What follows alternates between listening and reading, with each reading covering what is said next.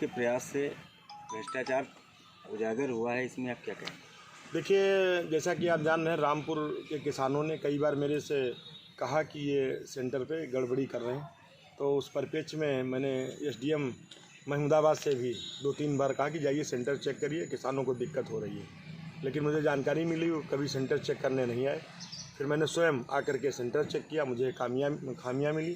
फिर मैंने जिलाधिकारी महोदय और एडीएम महोदय से बात किया, उन्होंने त्रिस्तरीय टीम गठित की और जो टीम गठित की मैं फिर कल आ गया, अपने सामने पूरी जांच कराई। जांच में जो शिकायत की थी कि किसानों का धान दबाव पूर्वक जो उनके दलाल लगे थे तो 1300-1400 रुपये में लेते थे, और जब वो सेंटर पे तौलाने की बात करते थे तो एक जो पंखा रखे थे पंखा में डालते थे, 40% बाहर निकल जाता था और 60% रहता था, तो 60% की कीमत लगाते थे, बाकी वापस करने का काम करते थे। अगर नहीं वापस करता था तो इनके ब्रोकर एक राजू टेलर थे और एक कोई है उनका पंकज करके है, जहां गोदाम पे ट्रालियां भेज देते थे जिनका पूरा 1300-1400 में देते थे।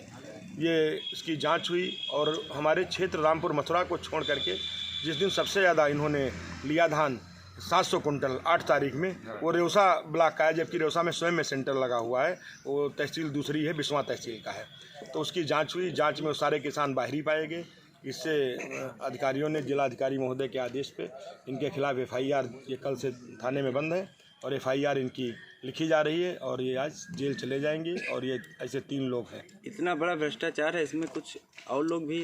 बिल्कुल बिल्कुल, जब इतना बड़ा सेंटर चल रहा था और 24,000 कुंटल धान खरीद हुई है और जो उत्तर प्रदेश की योगी सरकार जीरो टॉलरेंस की सरकार है, किसानों की आय दूनी करने के लिए, जैसा कि आप देख रहे हैं, निरंतर 1868 रुपया सरकार हमारी दाम भी दे रही है, और उसके बावजूद भी ये एसडीएम की जिम्मेदारी बनती है और मेरे कहने के बाद भी कहीं यहाँ चेक करने नहीं आए। इससे प्रतीत होता है कहीं न कहीं ऐसे अधिकारियों का जरूर इसमें संरक्षण रहा होगा, नहीं तो इतना बड़ा घोटाला नहीं हो सकता था। और यहाँ तक सबसे बड़ी बात, जो एक प्रपत्र होता है जिसका धान खरीदते हैं, धान खरीदने के बाद उसको एक रसीद दी जाती है, स्लिप, वो स्लिप किसी की भी नहीं दी है। और कल से मैं 50 लोगों को इसके द्वारा स्लिप बनवाने का मेरे द्वारा इसको दिया गया और उन लोगों ने, और बीच में तो मना कर रहा था, मैंने धान ही नहीं लिया, लेकिन जो इसके 2 लोग लगे थे, सोनू और जो एक टेलर है, जब इन लोगों ने बताया तो ये बना करके उनको रसीद दे रहा है, एक्सेप्ट कर रहा है कि हमने धान जो इसने बाहर भेजवाया है, ऐसा इसने कुकृत्य किया है। इस सेंटर पर अभी तक कितना धान खरीदा गया है? 24,000 कुंटल का जो साक्ष्य मिला था, और इसके बाद भी कल से कम 40-50 किसान जो आए हैं जिनको इसने रसीद नहीं दिया है।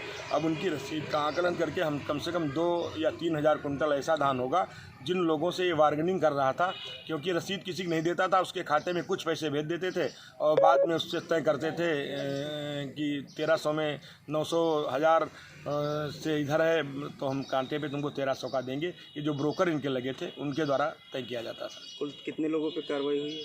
ये 3 लोगों पे कार्रवाई हुई है, एक प्रवीण सिंह और दूसरा एक राजू टेलर है और तीसरा एक पंकज, जो गोदाम, जिसके 2-3 गोदाम यहाँ पे बने हैं जहाँ से ट्रक लोड होते हैं। और सबसे खास बात ये 24,000 कुंटल धान गया, लेकिन एक भी ट्रक लोडिंग के लिए जहाँ पे इसका सेंटर था वहाँ पे नहीं गया है, और वहाँ पे ट्रक का एक भी कहीं टायर या कहीं नहीं लग सकता, वहाँ पे एक भी नहीं गया है, और ऐसा किसानों ने भी कहा है। तमाम खबरों के साथ जुड़े रहने के लिए सब्सक्राइब करें हमारा चैनल 100 न्यूज़ और बेल आइकन दबाना ना भूलें ताकि लेटेस्ट वीडियो सबसे पहुंचे आप तक पहुंचे।